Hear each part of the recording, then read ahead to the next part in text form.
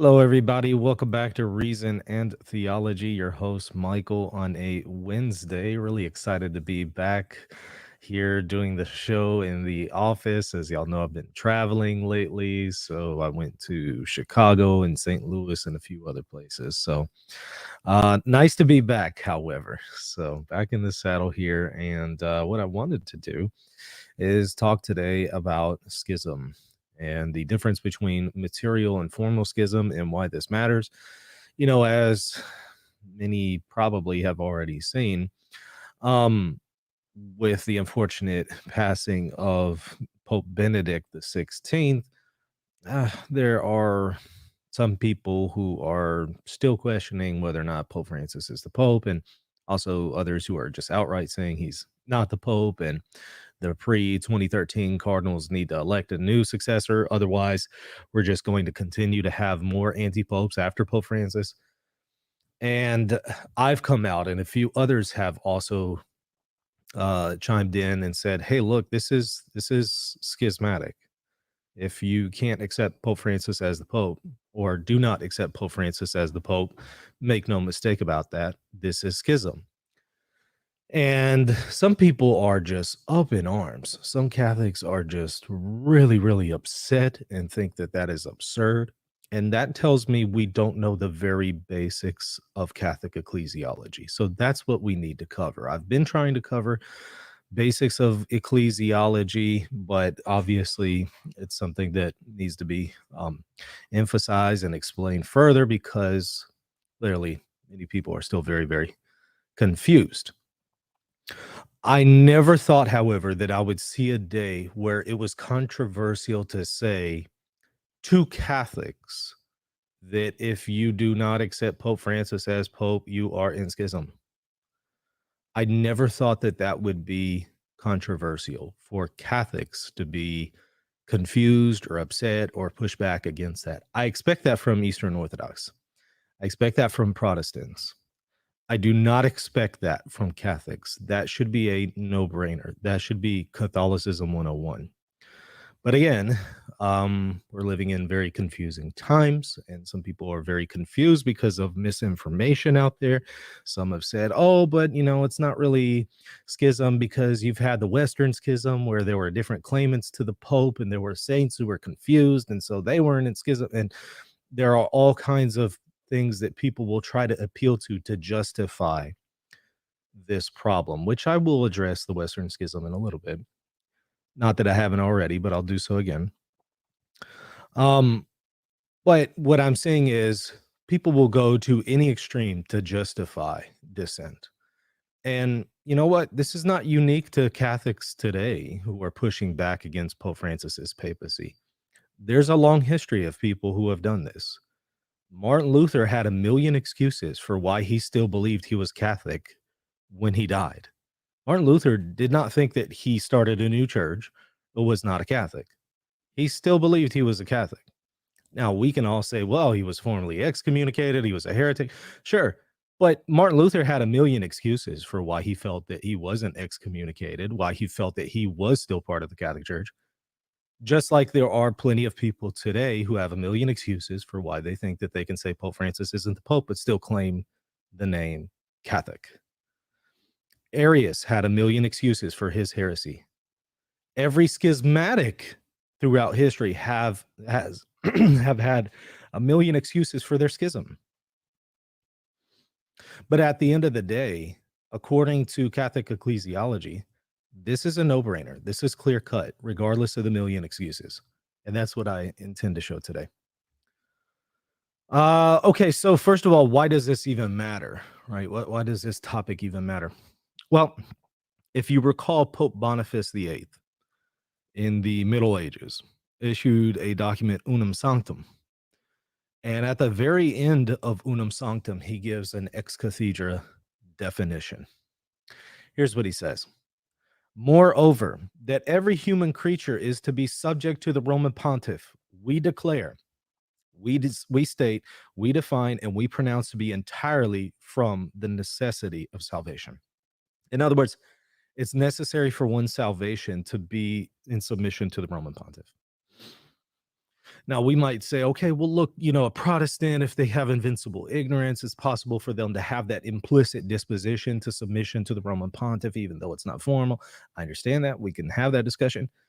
But notice now we're having to say, okay, well, there's a way that somebody who is formally, or at least materially to an extent, separated from the body of Christ, how there could still be a union with them. We have to have that discussion. And likewise, that's going to be the discussion that we have to have with people who are saying that Pope Francis isn't the Pope, but claiming to be a Catholic. More on that here in a moment. But again, this is why at least it's important, because it's potentially something that could harm someone's salvation. I'm not saying immediately that a person is not saved if they are not in submission to the Roman pontiff. That's not what I'm saying. You'll see that in a moment. But potentially, it's the case that one is not saved and cannot be saved if they are not in submission to the Pope, the Roman pontiff, the successor of St. Peter. And, just think about it like this. I mean, it's pretty clear. If you are separated from the head, or the visible head of the body of Christ, that could very well impact your unity with the invisible head of the body of Christ. That is Jesus himself. It could. It may not necessarily, but it could. So why does this matter? Because it potentially could threaten a person's salvation. That's why this question matters. And that's why we're going to continue to cover this until we're very, very clear on what the church teaches and people are without excuse. All right. What is schism? Just to redefine terms here. I know I've done that previously in other shows, but let's just in case somebody's new watching and doesn't know what schism is. Okay. Canon 751, which, by the way, this is the same definition that Aquinas will give you. This is also the definition of Catholic ecclesiology in the first millennium. Now, Eastern Orthodox in the first millennium disagree with this definition of schism, but that's because they are not Catholics. However, for Catholics in the first millennium, this is effectively the definition that we give for schism. This is what Canon 751 says. It says, heresy is the obstinate denial or obstinate doubt after the reception of baptism of some truth which is to be believed by divine and Catholic faith. Apostasy is total repudiation of the Christian faith. So heresy is going to be denying a dogma or doubting a dogma obstinately. Apostasy is completely rejecting the Christian faith, totally repudiating it after being a Christian. Schism is the refusal of submission to the Roman pontiff or of communion with the members of the church subject to him. So notice the definition: refusal of submission to the Roman pontiff. If you deny that so-and-so is the Pope, and in fact they are the Pope, how can you submit to them? You're at least materially refusing to submit to them. Might we say, like we do for Protestants, well, it could be that one's disposition is disposed to submit if they had known that he was the Pope. Sure, if there's invincible ignorance. But now we're having to label these Catholics in the same category as a Protestant. You'll notice we're having to have the same discussion for how maybe a Protestant could be united to the church informally. We're having to have that same discussion for Catholics, people who are identifying as Catholics.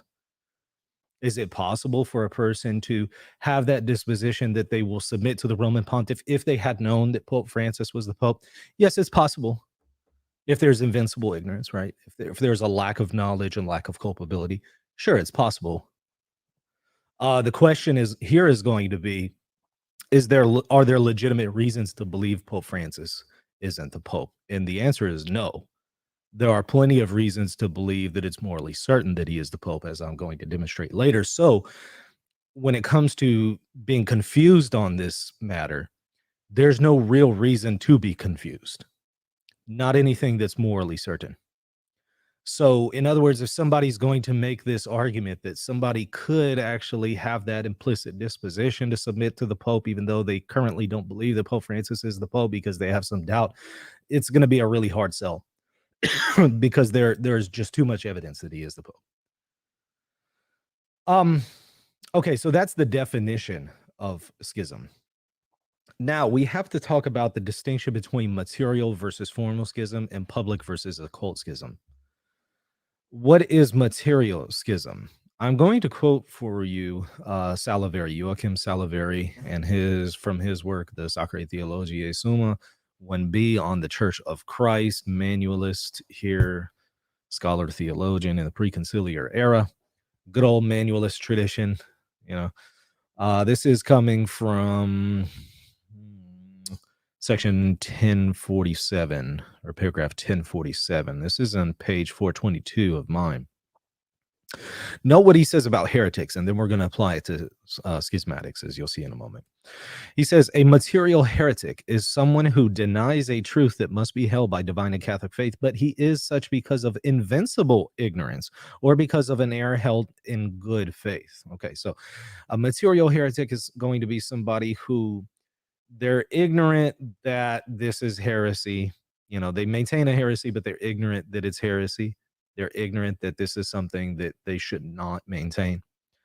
Or they hold to it in good faith. That's material heresy. Versus a formal heretic, he says a formal heretic is someone who denies a necessary truth out of invincible ignorance. So they're ignorant, but it could easily be cleared up, this ignorance, or from an error held out of bad faith or doubtful faith. So it's doubtful, right? Or this just, out of bad faith. That's formal heresy. What does that have to do with schism? Well, these exact same distinctions apply to schism. This is what he says in the next paragraph on the next page. A schismatic is someone who, after receiving baptism, refuses to submit to the supreme pontiff or refuses to communicate with the members of the church who acknowledge his supremacy.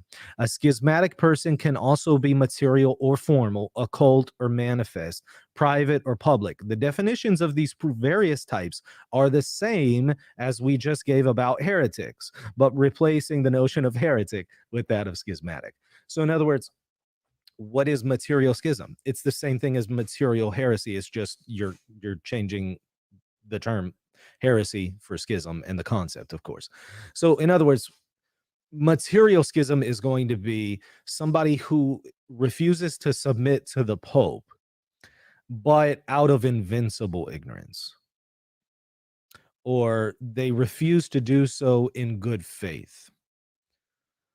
Now, formal schism is going to be just like formal heresy. It's going to be one is vincibly ignorant and refuses to submit to the Roman pontiff. It's something that could be cleared up. There's only a vincible ignorance. They might be ignorant that Pope Francis is the Pope, but it's something that could be cleared up relatively easily.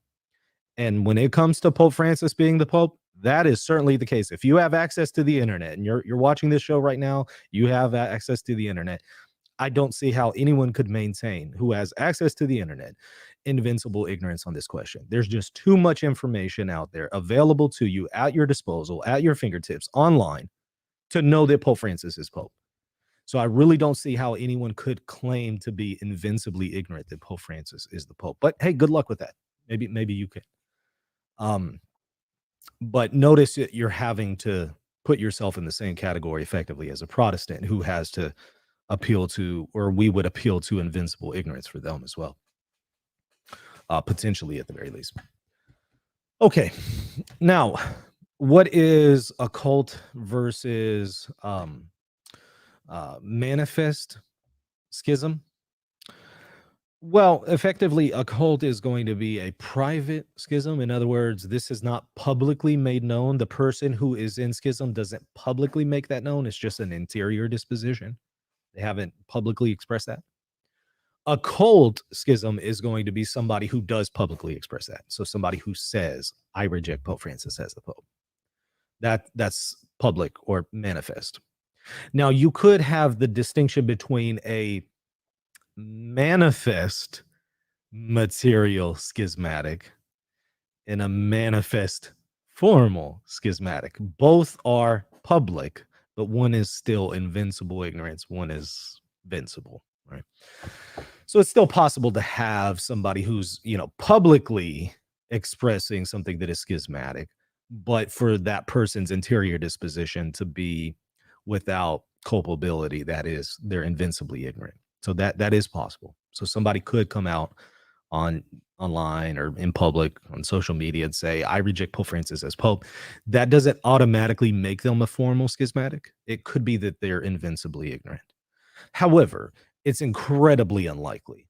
Incredibly unlikely. Just as I would say for the vast majority of people today, it's very incredibly unlikely to maintain invincible ignorance about the vast majority of things related to the Christian faith. There's just so much availability of information today that it's very hard to maintain an invincible ignorance, in my estimation. So that's what these terms mean: material versus formal, occult versus public, or manifest. Let me also read something to you from the Catholic Encyclopedia that just kind of backs this up. It says this is from the Old Catholic Encyclopedia. Quote, in the material sense of the word, there is schism, that is, rupture of the social body, if there exist two or more claimants of the papacy. So if two people are claiming to be the Pope, there is a material schism within the church itself. So we're not talking about a material schism held by an individual. Now we're talking about a material schism in the church itself whenever you have two claimants to the papacy, each of whom has on his side certain appearances of right. So they both have really good arguments. On the surface, it really seems like both have a really good claim. In that case, there is a material schism in the church, and consequently, more or less numerous partisans. So there's a whole bunch of people backing up one pope and a whole bunch of people backing up another person who's claiming to be pope. Both are claiming to be pope. It really seems like both have good claims, and there's a whole bunch of people backing up both. You have a material schism in the church at that point. But under these circumstances, good faith may, at least for a time, prevent a formal schism. So a person who's in this situation where there's rival claimants to the papacy, which by the way is not the case today, and it also wasn't the case when Benedict was alive. Benedict wasn't claiming to be the Pope. He clearly recognized Pope Francis as Pope on multiple occasions. So that wasn't even the case before Benedict died. Certainly not the case today. I don't know anybody who's legitimately claiming to be the Pope other than Pope Francis.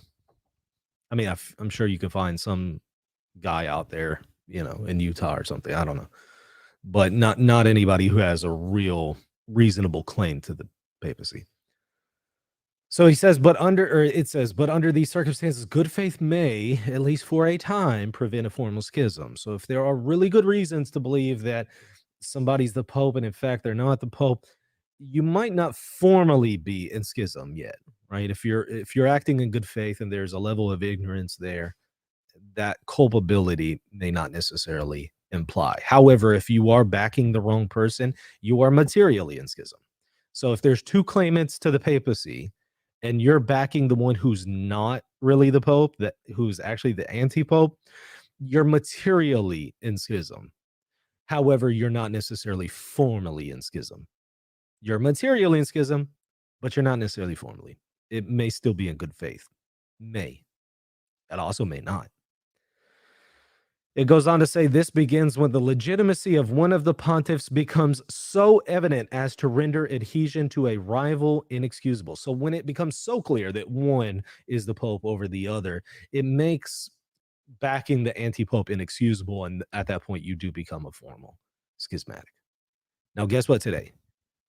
There's no other claimant. There isn't one. There's only one claimant to the papacy, Pope Francis. So even if you wanted to make an excuse back when Benedict was alive, even then, it was not enough, in my estimation. It was not enough to be inexcusable. However, if there was any doubt, unfortunately, Pope Benedict passed away. So Pope Francis is the only one claiming to be the Pope.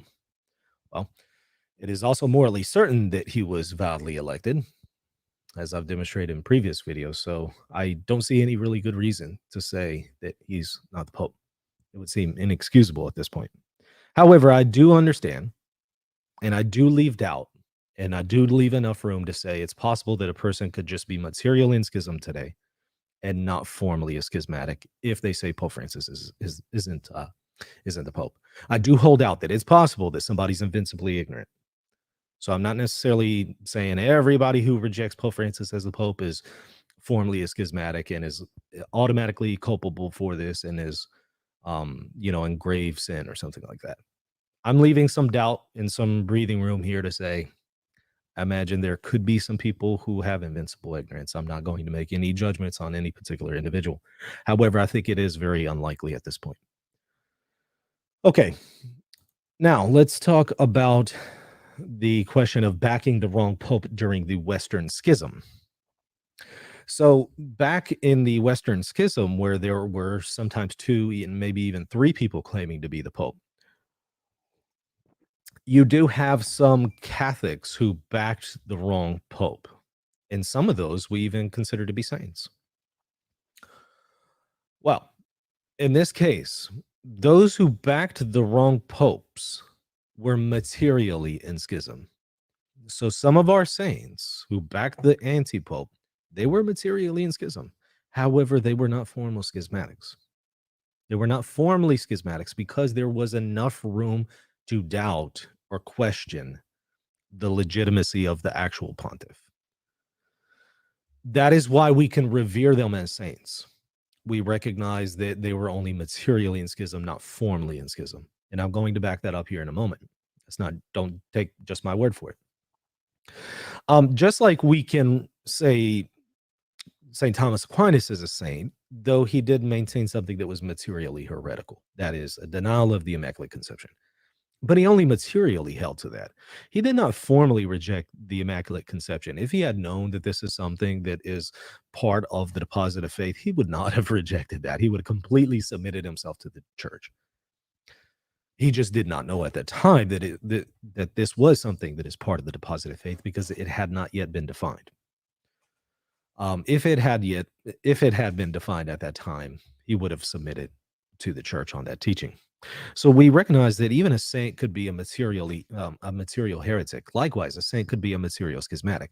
However, make no mistake about it, somebody who's backing an anti-pope, even if they be a saint, they were still materially in schism, just as we would say, even if they're a saint, if they're rejecting the Immaculate Conception, they were materially in heresy. We can't say, no, Aquinas wasn't a material heretic. Yes, he was. He maintained heresy. If, in fact, he rejected the Immaculate Conception, which seems to be certain, then he was materially in heresy. However, there was no form to it. There was no personal culpability to it. He wasn't obstinately maintaining a heresy because there was some ignorance there. Likewise, we say that for schismatics, but make no mistake about it, material schism is still material schism, even if you're a saint. So this constant appeal to, well, you had during the time of the Western Schism, stop it. Just stop. It would be like me today saying, well, I could reject the Immaculate Conception because at the time of Aquinas, he rejected the Immaculate Conception. Stop. That was at the time of Aquinas. And we still say he was a material heretic for that. But he wasn't a formal heretic. Likewise, stop appealing to schismatics who were also saints, but they were material schismatics. Stop doing that. That's not going to work any more than I could say the Immaculate Conception. I have a right to reject that as a Catholic today and still be in good standing. No, you don't. You can't appeal to material heresy to back up formal heresy. Likewise, you can't back up schism today by appealing to a saint who was materially in schism. It's not going to work. But don't take my word for it. Let me read something to you here. This is again from Saliveri. This is going to be page 521 of my edition. There's a really good section on the Western Schism here. Here's what he says for section 1279. There were in the church several factions I distinguish. He's talking about during the Western Schism. All legitimate denied. So in other words, were these other groups that were claiming to be the Pope, were they legitimate?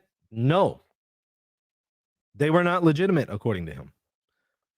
One of which, namely the Roman, was legitimate. But the others were schismatic. So he's recognizing these other anti-popes and people who are claiming schismatic. I subdistinguish materially conceded, formally denied, thus de Groot and dissent. What is he saying? This is manualist language here. Materially, he concedes they were schismatic. Formally, he denies it. That's exactly what I'm saying. Those saints who backed antipopes during the Western Schism, I don't believe they were formally schismatic because there was enough room for doubt at that point. So I don't believe that those saints were formally schismatic. Thus, they're saints, right? Otherwise, they couldn't be a saint if they were formally schismatic. However, were they materially in schism? Saliveri says yes. Yes. And there's no way to deny that. Any more than you can deny that it was materially heresy to deny the Immaculate Conception prior to the definition of the Immaculate Conception. It would still be materially heresy, though it may not necessarily be formally. So here you have Saliveri, who's looking at the situation of the Western Schism, saying exactly what I'm saying. He concedes it's material schism, the back and antipope at this time, but denies it is formal. And I say, you know what? I give room for doubt today. It's possible that somebody today might not be a formal schismatic if they're saying, I'm a Catholic, but I reject Pope Francis as the Pope, or I doubt him as Pope. I grant it's possible that that person might not be formally a schismatic. However, I do think it's unlikely. But at the very least, we have to say it's materially schismatic. And so, again, we can't continue this tired argument of appealing to the Western Schism. And it's a tired argument because I've already seen it. Numerous appeals to it during the whole benevacantism controversy when Benedict was alive. It was a bad argument then. It's a bad argument now. It's an even worse argument now that Benedict has passed away. I think it's time to retire that analogy. It's not working. It might work on those who don't know the distinction between material versus formal schism, but it's not going to work on those of us who know the difference. So all of those YouTubers who continue to appeal to this stuff and all those people on social media who continue to appeal to this stuff, it will work for people who don't know Catholic Ecclesiology 101, who don't know the difference between material and formal schism. But for those of us who do, it's not going to work. It's time to retire it. Move on to another argument. Now, are material schismatics members of the church? This is a debated question. When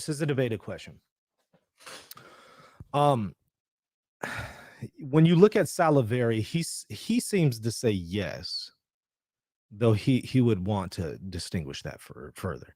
But he would at least say that a material schismatic is a member of the church. Van Noort, on the other hand, says this. Another one of those annualists. Van Noort, in his work, Christ Church, Dogmatic Theology, Volume 2, Monsignor Van Noort says this, and this is coming from page 244. It is certain that a public formal schismatic is not a member of the church. That goes without saying, right? If you're formally a schismatic, it's obvious, right? However, it is the more common and more probable opinion that a public material schismatic is not a member of the church. Van Noort is saying for somebody who's publicly saying Pope Francis isn't the Pope, when in fact Pope Francis is the Pope, but they have invincible ignorance and are operating in good faith. They're publicly a material schismatic, and he's saying it's probable that they're not a member of the church. I take a more qualified position, and I'm going to subdistinguish even further. I don't hold either one of their views specifically. Here's what I would say. Somebody today who's a material schismatic and they're publicly communicating this, and I would also apply it privately, are they in the body of Christ? Are they a member of the church? I would say a public material schismatic and even a private material schismatic, but especially, let me maybe limit myself right now to a public material schismatic. I would say they are cut off from the body of the church, but not necessarily the soul of the church. And this is a distinction that we see in Bellarmine. We talk about the maybe formal and informal membership, the body versus the soul of the church. we distinguish the difference between body being, the visible communion, profession of faith, submission to its hierarchy, things like that, versus invisible bonds and unity with the church and unity with Christ. Those invisible bonds are faith, hope, and charity. Um, I would say that a person who's publicly, and yes, even materially, in schism today, they're rejecting Pope Francis as the Pope, even with invincible ignorance. They're cut off from the body, but not necessarily the soul. If it's invincible ignorance, they're not cut off from the soul. They're still united to Christ Church informally and invisibly, but they're cut off from the body insofar as they are publicly rejecting submission to the hierarchy. So I don't see how somebody could still maintain that, yeah, this material schismatic, when they're publicly rejecting the hierarchy of the church, yeah, they're still formally part of the body of Christ. I don't see how one can maintain that. I mean, I'm interested to hear arguments in it, but I'm of the opinion that they're cutting themselves off from the body. They may not necessarily have yet cut themselves off from the interior bonds and the soul of the church. So they may not necessarily be going to hell separated from Christ's body, but they have, at least in the external forum, cut themselves off from Christ's church. Again, I'm not questioning necessarily the culpability here or their eternal fate, but I'm just talking about in the external realm. Somebody asked, so material schismatics are like Protestants. Protestants, at the very least, are not only materially schismatic, some of them are formally schismatic, but they're also material heretics, and some of them are formal heretics. Now, somebody today who's just denying that Pope Francis isn't the Pope, they're not necessarily a formal or a material heretic. Not yet. However, schism does always lead to heresy. So if they continue in that trajectory, it's only a matter of time they will end up buying into heresy. However, a person who is materially in schism today, they may not be in heresy for doing this, but they are committing an error in theology, as I demonstrated a couple days ago in a previous video. An error in theology is the theological censor. So let's see here. Now I grant that that is my view that I'm presenting on whether or not a material schismatic is cut off from the body. But even so, even if I'm wrong about that, it's still dangerous to maintain material schism in the same way it's dangerous to maintain material heresy. It's not necessarily going to damn one's soul, but it could work its way into one's disposition and into one's soul to where it does become formal. It could. It doesn't always do so. It did not do so in the case of Thomas Aquinas, but in many cases, material heresy can work its way into one's soul and it does become formal. Likewise with schism. All right, danger of material schism. What are the dangers involved? Well, number one is grave matter. I mean, for starters, that doesn't necessarily mean that somebody has committed a grave sin, right? We can distinguish between grave matter and an actual grave sin, insofar as we say somebody who is in, lacks full knowledge and full consent of the will is not more, they have not sinned mortally, even though they have done something that's grave matter, if they lack full consent of the intellect and will. But if somebody has committed something that is grave matter and they have full consent of the intellect and will, then that's mortal sin, and they're in grave sin. They need to go to confession. This is grave matter. It's not necessarily grave sin, because somebody who is saying Pope Francis isn't the Pope, though that is a grave matter and is sinful, they may not necessarily have full knowledge and full consent of the will. So I leave some room there to say it's possible that they're still part of the interior or the soul of the church, and it's possible they're still connected to Christ. It's possible. But these are the same kinds of arguments that I have to also make for an Eastern Orthodox or also a Protestant. However, I don't know anybody who is a good Catholic who would say, "Oh, well, it's only grave matter. It's not a big deal." No, it's a big deal. Even if you lack full knowledge and full consent, it's still a bad thing. Stop committing acts of grave matter. Stop doing it. You can't say, "Well, with this particular grave matter, this blasphemy that I'm engaging in, for instance, I might lack full knowledge and full consent. So I guess I could just continue to do it." No, no, please stop. Please don't do that. Please don't continue to do things that are identified as grave matter in the Catholic tradition. Even if you have mitigating circumstances, stop doing that. Turn away from that. Repent. The message is the same for somebody, whether or not they have full consent. The message is the same. Turn away from sin. Likewise, the message is the same here. Turn away from this. Turn away from sin. It is grave matter. Why do I say it's grave matter?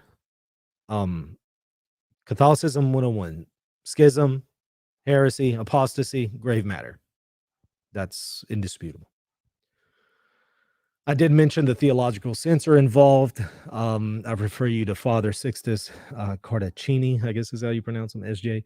Rome 1951. He put out a list of the theological notes and gave the theological censors for each of the notes. And the one that is relevant, as I argued 2 days ago in a previous video, the one that is relevant to the assertion that Pope Francis isn't the Pope would be an error in theology. And you certainly want to avoid those major theological censors. So that's another problem with it. What's another danger of material schism? Well, it can become formal. And also you don't know that you're just materially in schism, right? Imagine a Protestant were to come to you today and say, "You know what? Is it okay for me to just remain Protestant because I could be invincibly ignorant? Is it okay for me to just remain Protestant?" Would you ever counsel a Protestant to just say, "Yeah, it's possible you're invincibly ignorant. Yeah, just go ahead and stay where you're at." If that is your counsel, stop giving counsel. I know there's some people out there that would counsel Protestants to remain Protestant. Stop giving counsel. Just stop. Refer them to someone else. The counsel that you should be giving is be reconciled with Christ. Enter his church formally. Flee from any element of schism and heresy.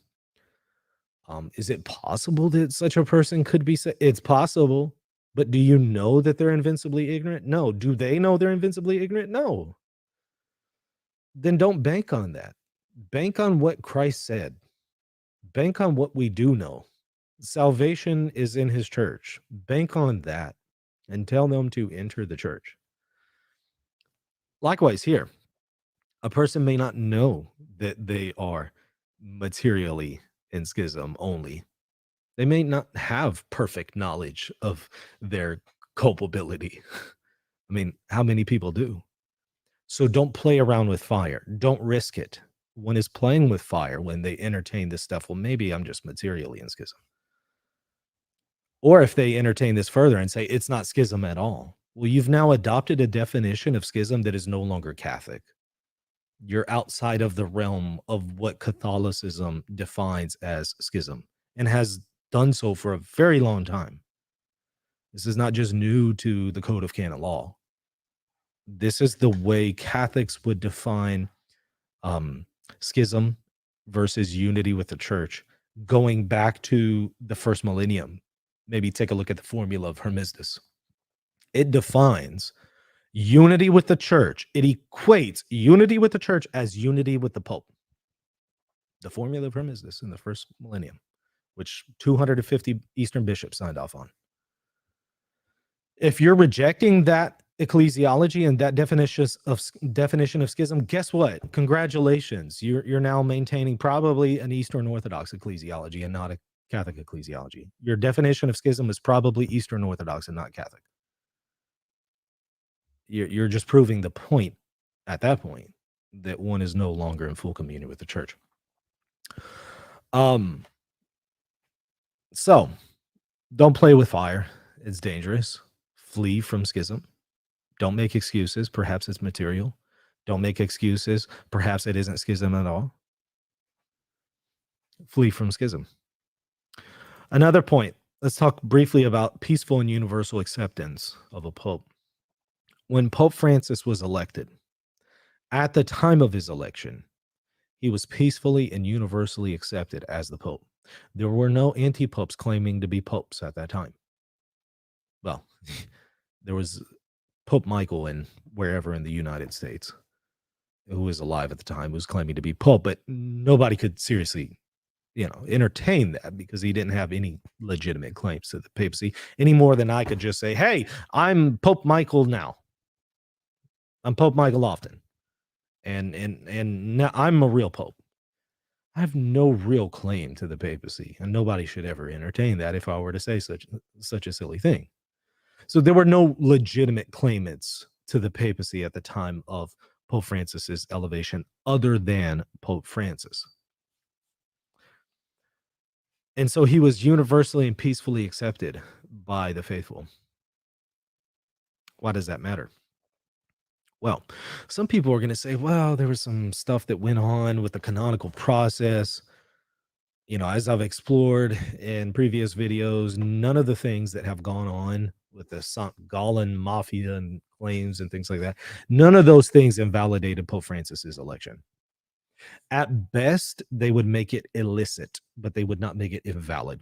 And I've, cited authorities for that and went to the documents themselves. So I'm not going to reinvent the wheel here. Perhaps I'll just put that in the show notes later on so you could go and watch that. But it's clear that at best, this just means that he was illicitly elected as pope, which I don't believe that is the case. I'm just saying, you know, if that is true, if the claims that there was some shady stuff going on, at the most, it just means he was illicitly elected, which is certainly sinful.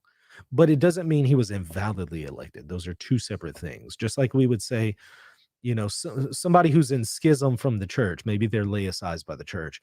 If they were to go and publicly celebrate mass, it's a valid mass. It truly is Christ in the Eucharist, but it's illicit. It's illegal. They are not supposed to do that. It's against church law.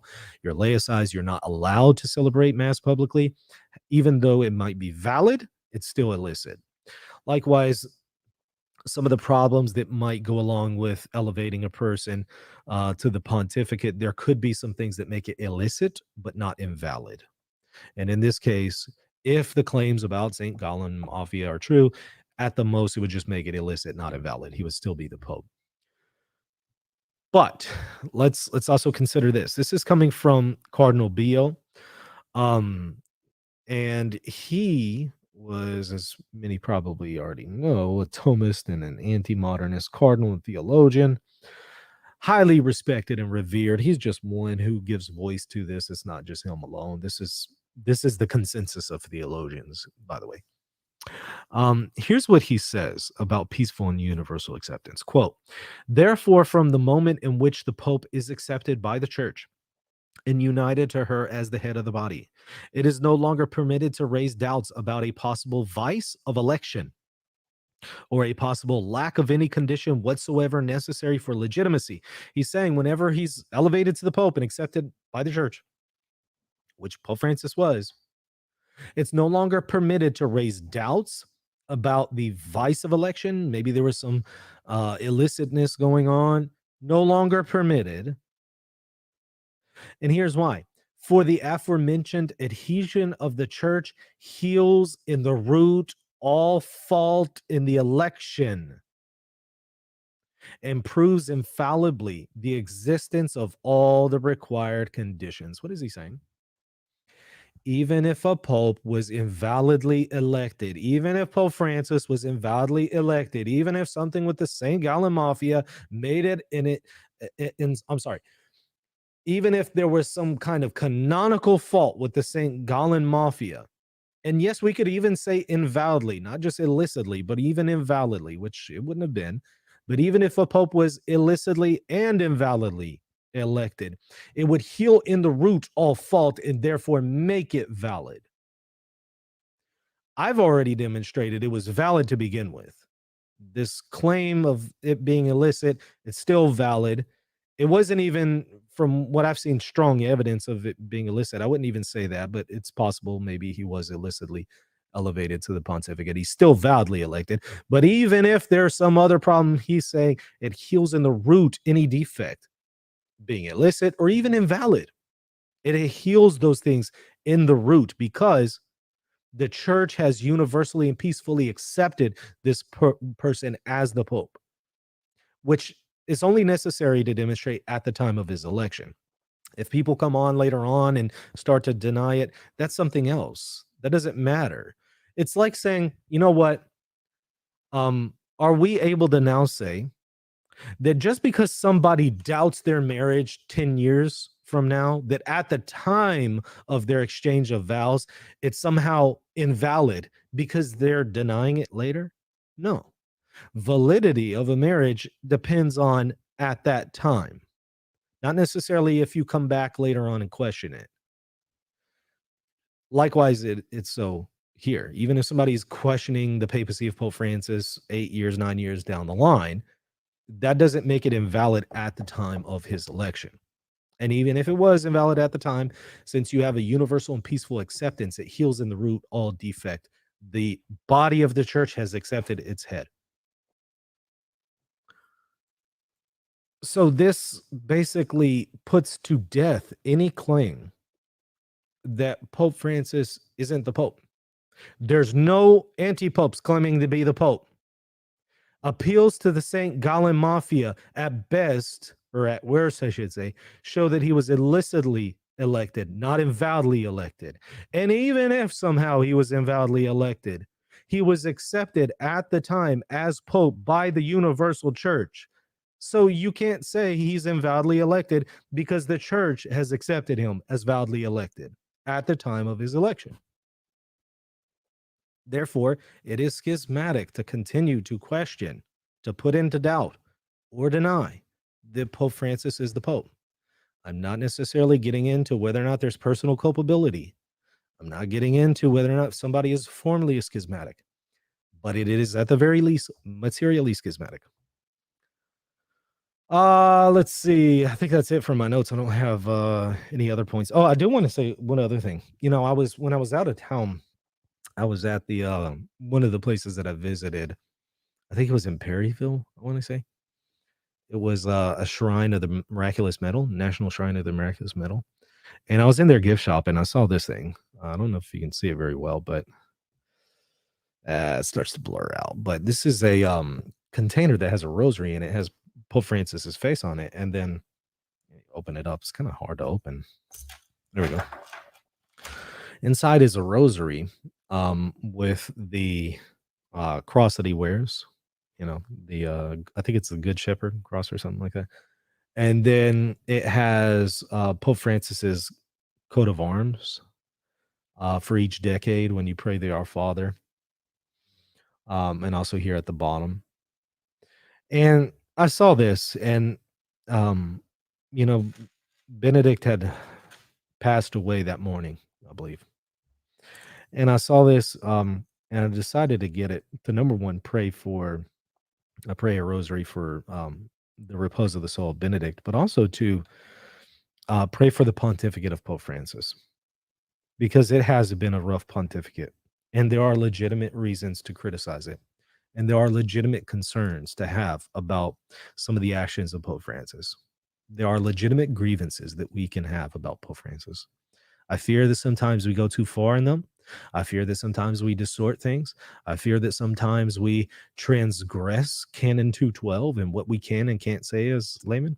I fear that's the case sometimes, but in some instances, there are legitimate grievances, and we are free to express those in accordance with Canon 212.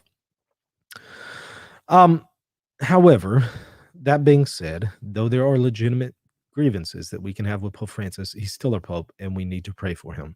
And we need to pray for the success of his pontificate, because I don't know if it's been a very successful pontificate thus far. I certainly think that there's a good argument to say that it has not been.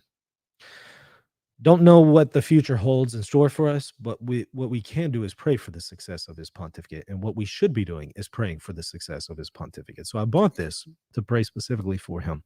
And I would ask y'all to do the same. Please pray for his pontificate. It's been a rough one. And there's stormy weather ahead.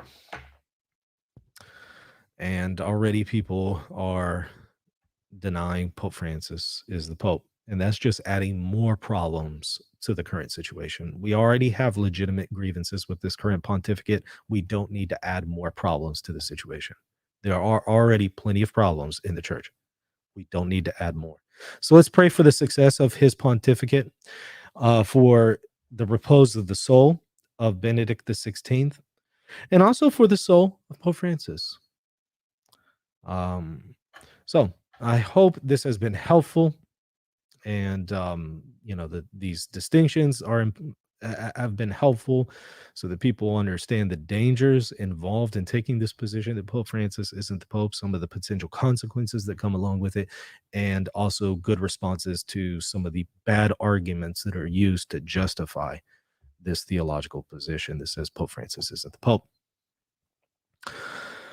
Okay, y'all, that's going to do it. I hope y'all have enjoyed this video. Hit the like button and the subscribe button if you haven't already.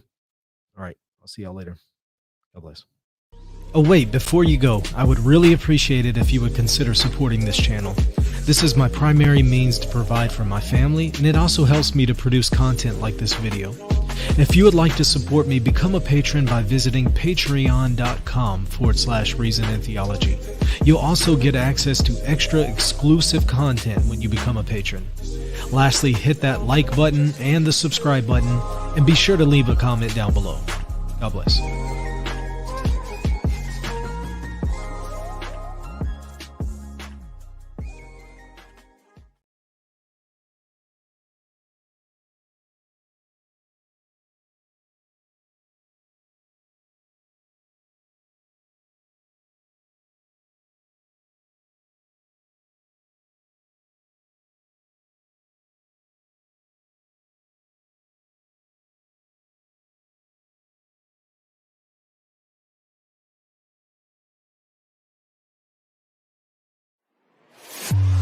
If you're looking to buy or sell a home, office, or any kind of property anywhere in the world, you're going to want to call Real Estate for Life, and they're going to connect you with a Catholic agent. Now, that agent will donate a portion of their commission upon sale, and Real Estate for Life will donate 75% of that gift to a pro-life organization at no cost to you.